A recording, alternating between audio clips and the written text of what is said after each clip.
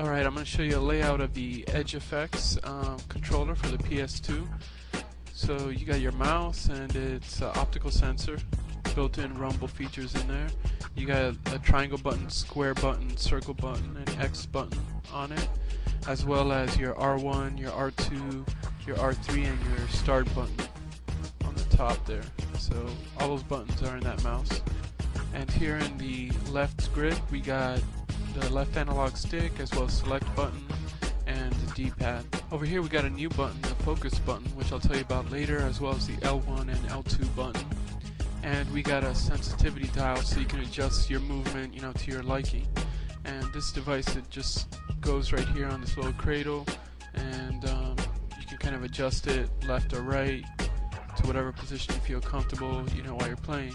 And this is the mouse pad right here. It's a hard surface, so you can put it on your lap while you're playing. Alright, let's check out how it plays with two FPS games, Killzone and Castle Wolfenstein.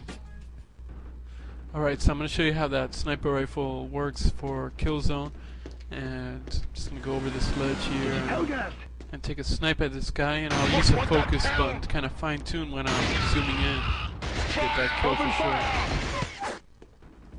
So I'll show you in Wolfenstein a little bit more controls. The buttons next to the side of the mouse make it easy to switch between weapons. So here I'm using my thumbstick to move around and the mouse to kind of aim and get around. And if you want to take off the left control stick, during gameplay you can easily do that and kind of get around like that.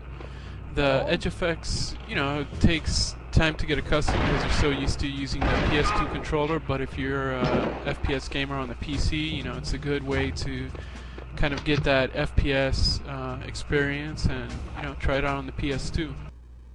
Alright, this is Rivethead signing off, and be sure to check out gamingbits.com for more information on Splitfish's Edge Effects controller, which will soon be coming to the PS3.